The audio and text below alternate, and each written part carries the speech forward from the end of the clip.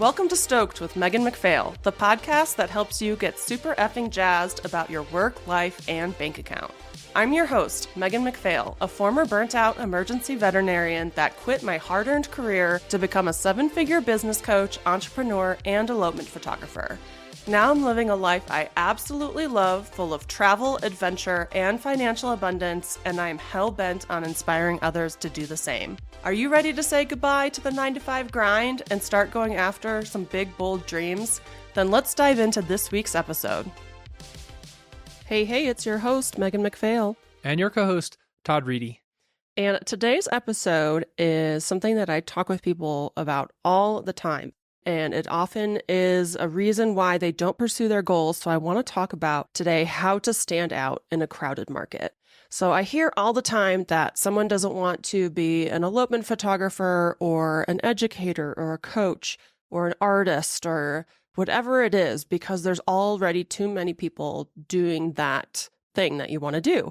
And that's just not true. And I want to explain a few reasons why that is. And for one, a crowded market isn't a bad thing.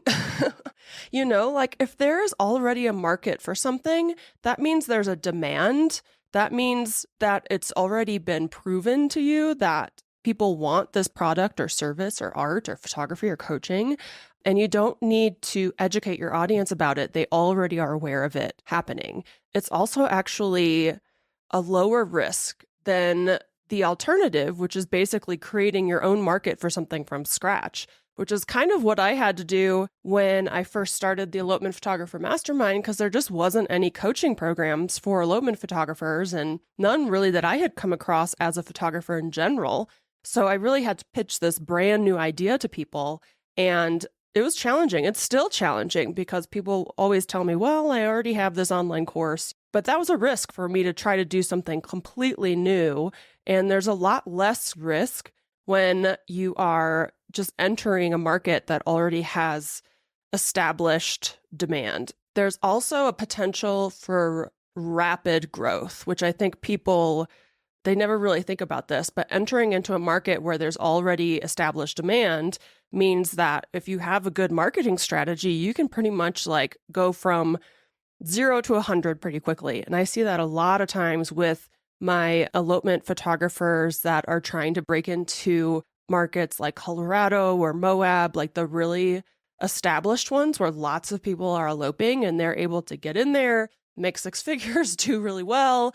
And for other people where they're really trying to create a market from scratch, like one of my girls was doing Toronto, and there isn't a big market there. Now, it's great to be the only one doing something, but you're also kind of having to create the market that you want to sell yourself in, and that can take time. So I wanted to cover that topic first, that a crowded market is not necessarily a bad thing. You can really get your foot in the door quick. You already know that there's a need for the thing that you want to provide to people, whether it's an offer or a service or a product, and it can really skyrocket your business if you're not afraid to do it. Now, I know, Todd, when you were thinking about becoming an elopement videographer, you were kind of hesitant at first because there was like a couple other people that you saw doing it, right?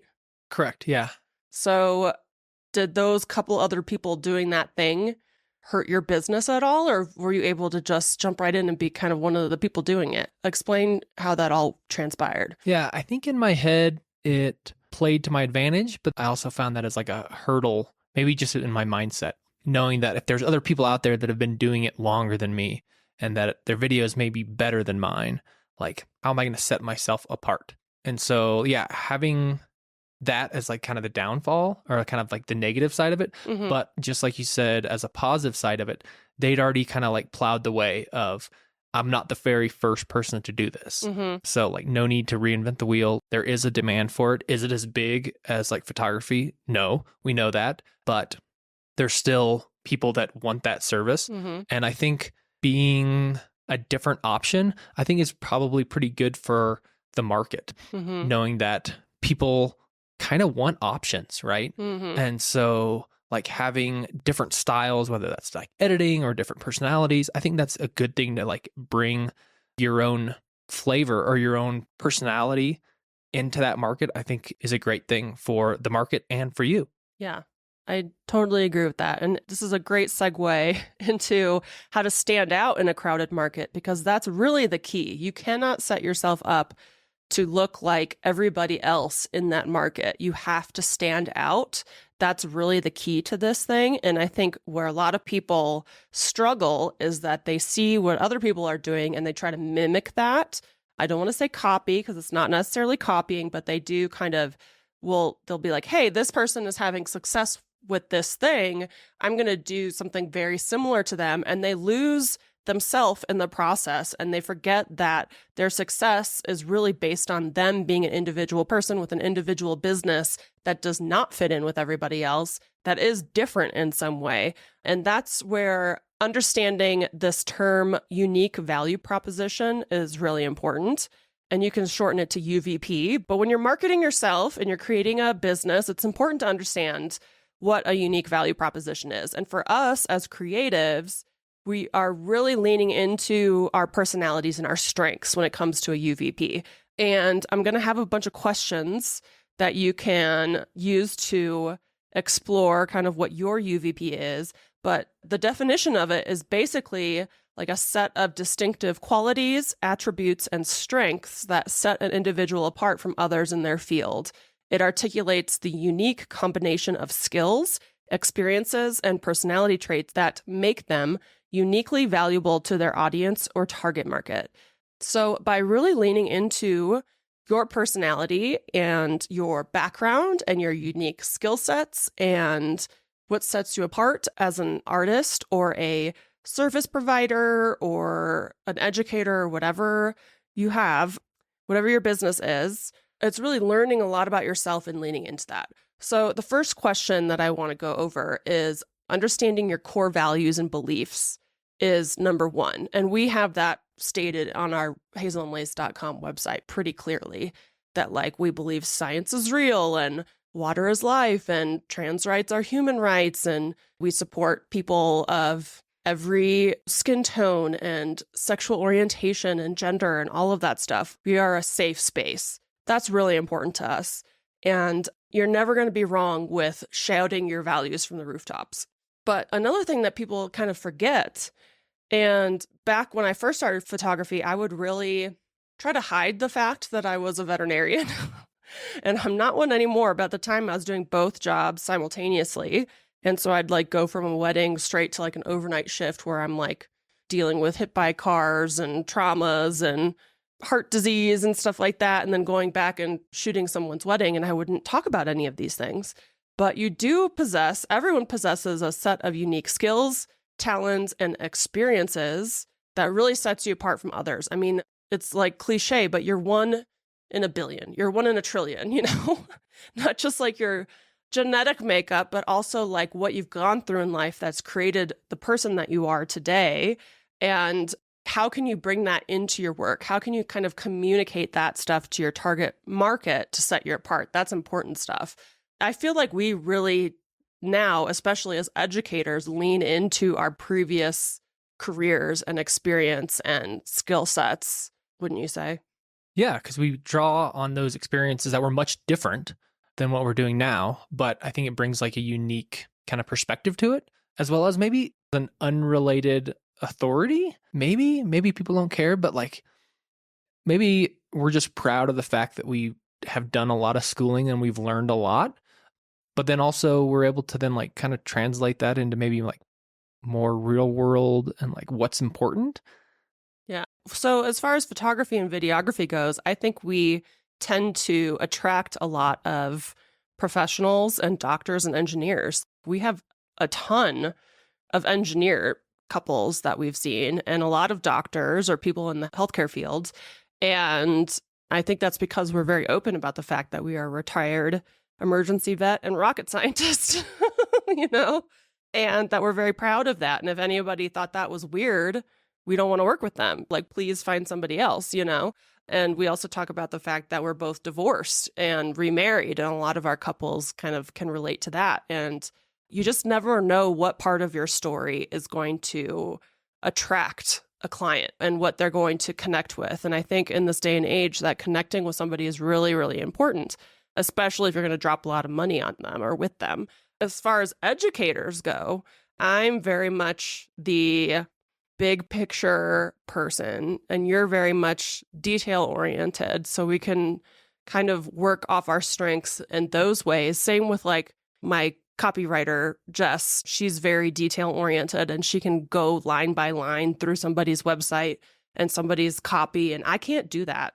No matter how hard I try, my brain wanders and I can't go line by line through things, but I can get an overall vibe. So we all have kind of our places and our zones of genius. I've talked to you about that term, right? Zone of genius. Oh, yeah.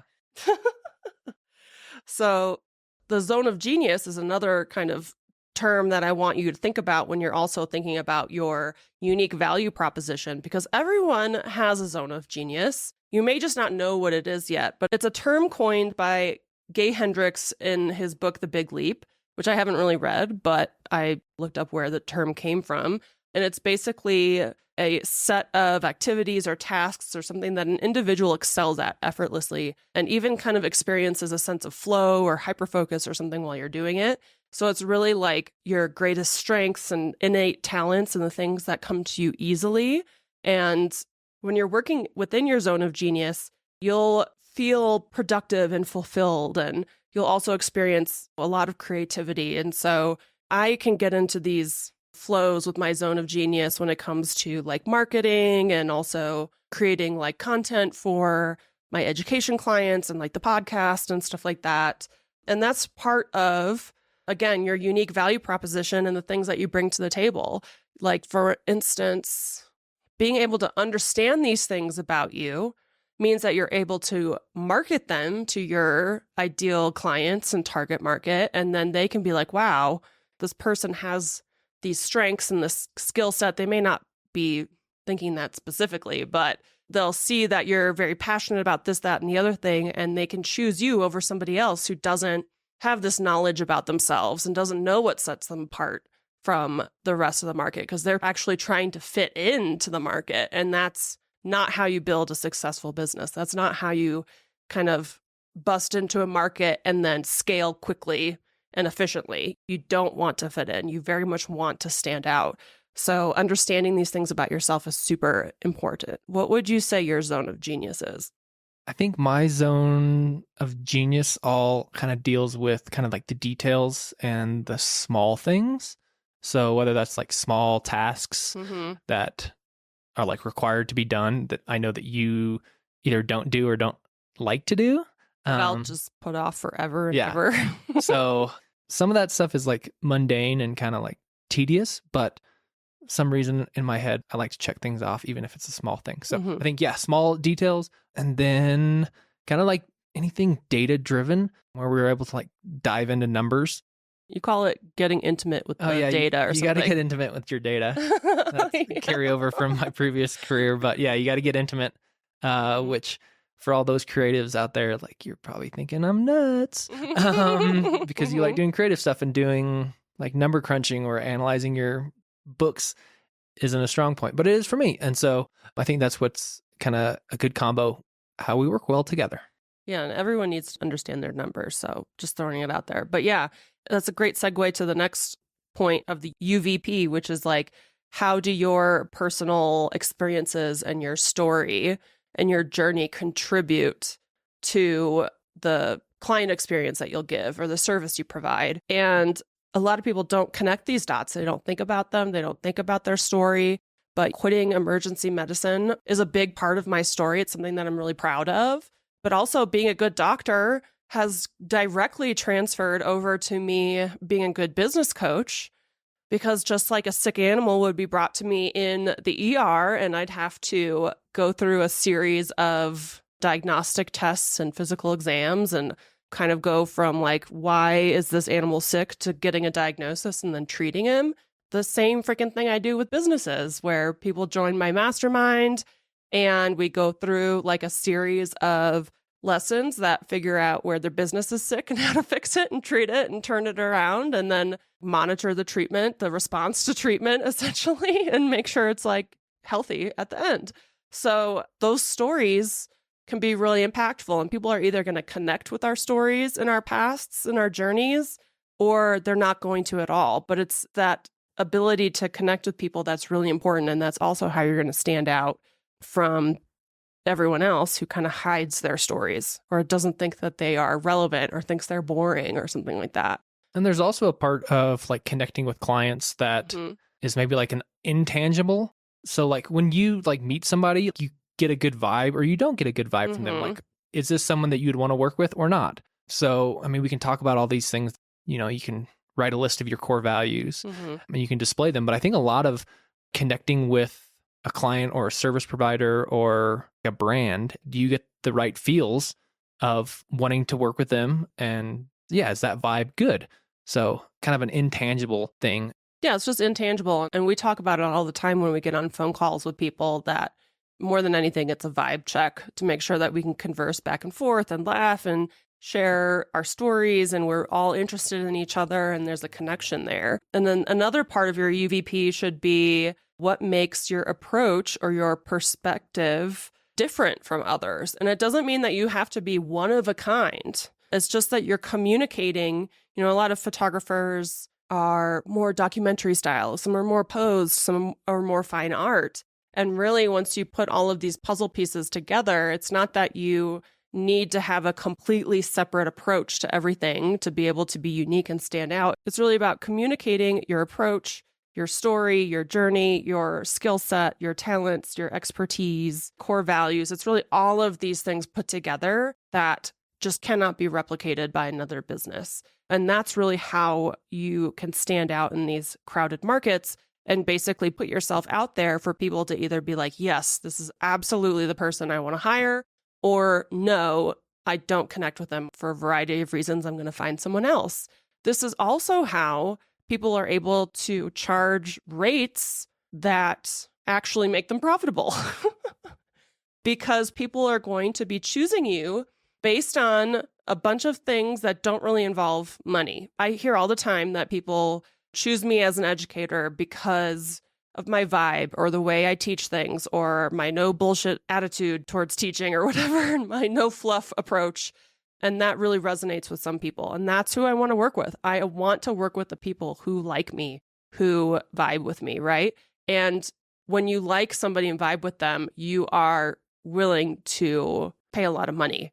If it is just another generic product on a shelf, and it looks like everything else on the shelf, you are going to base your decision just on price alone. And that's not where we want any of you guys to be. That's not where we want us to be. And this is where marketing comes into play. When you communicate your uniqueness and you stand out from everyone else who's just being generic in that industry, people will also pay you the prices you need to charge to be profitable and have an emergency fund and save for retirement and pay for health insurance and be able to chill and relax and give a great client experience. Those are all important things and why you need to be profitable. But yeah, if you don't stand out, you're also not giving people anything to base their opinion of you on except really your prices. And that's where a lot of people get stuck. They don't know how to communicate their UVP. They don't even know they have a UVP. They're afraid to show themselves. They don't think they're that great or that unique or that interesting. So they really try to hide behind their service or their offer or their product or their photography. And then they get stuck in this cycle of serving price shoppers who don't value them. And that's no way to live. That sucks. So it doesn't have to be rocket science. Communicating your UVP and your zone of genius and how you're a unique person. Like, you don't have to reinvent the wheel. You don't have to be the super crazy unique person with this insane story or something.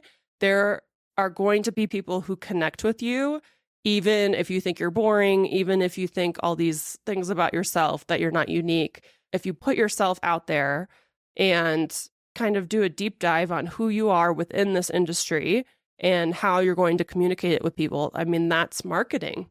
And you want to be able to connect with the people that you're going to enjoy working with. And it all works in like this perfect little puzzle that once you know how to stand out from the crowd, you're going to attract the people who like you. You're going to be able to raise your prices. You're going to be able to serve those people better. You're going to be happier because you're going to be working with people who value you, who you value. You're going to have more work-life balance. Like it all just works all together kind of seamlessly. So you need all those things. Yeah. Any last thoughts or anything? I think my only last thought is, as someone who's very linearly motivated, or I'm a very linear thinker, when you bring up like, all right, what is your unique value proposition? Like, I feel like I got to write that out and I need to put that on my website. You do need to write it out. Yeah. Okay. To make sense of it. Yeah. But then like, how do you go about relaying that to potential clients? And I think it kind of falls into all the different things, right? So your copy on your website, how you write on social media posts, your personality that comes across, whether you show your face or not, your goofiness, your seriousness, how you write emails, probably how you like show your product or like actually what your product or service is like a reflection of what that unique value proposition is. So it's like a whole holistic thing that encompasses what you are as a business or brand. But it took me a while to like think of it as a holistic thing as opposed to just like, oh, I'm going to write this like mission statement and this is me. Yeah. I think that's the perfect way to put it. And I'm really proud of you for saying holistic. Because I've taught that kind of concept before of like a holistic marketing strategy and how to get your point across on multiple marketing channels and how to find the right people and stuff like that. And yeah, it's not always that whole like, this is my unique value proposition and I'm just going to say this everywhere. You know, it's like really kind of taking pieces of it and where is it appropriate to show this piece of it on what marketing channel, whether it's Instagram, TikTok, Google, your website, your blog posts. So you can take bits and pieces of it and sprinkle it around and it makes it cohesive. I mean, it's a skill to be able to learn how to do that. But the first step is really to basically write these things down and solidify them in your head. Because a lot of these things we think like, oh yeah, I know this. And it's like swirling around in your head. But it's just a different thing by writing it down and being like, ooh, I can put this on my website. I can make an Instagram post about this. I can do a blog post about this. I'm going to start including these GIFs in my emails because I love The Office, which is what I do. There's so many ways to put your unique touch on basically every part of your business and to make it cohesive and holistic and to just keep attracting people. And it should come easy to us because we're literally just relying on our life and our stories and our personality. And yeah, we're kind of lucky that we're able to. I mean, it's scary to show that stuff to people, but we're also kind of lucky that we don't have to make up some random UVP in order to sell a fragrance or something like that, you know? I mean, just think of how people are able to sell some random products. They have to create a whole story and vibe and values. Like they have to create all this stuff. And like we just get to live our own experiences in our own life and just be ourselves authentically and genuinely. And that's kind of just what our unique value proposition is. So thanks so much for joining us on this episode. Hopefully it made you less scared to bust into a crowded market and helped you figure out how you can stand out in that market and start kicking butt. Thanks so much for joining us on this episode of Stoked with Megan McPhail. If you enjoyed the show and you'd like to help support the podcast, please subscribe, leave a review, and tell a friend. If you're looking for more inspiring content, check us out on Instagram at Stoked with Megan McPhail. And to learn more about my business coaching and how I can personally help you quit your 9-to-5, visit my website at meganmcphail.com. I hope this leaves you feeling stoked. See you next week.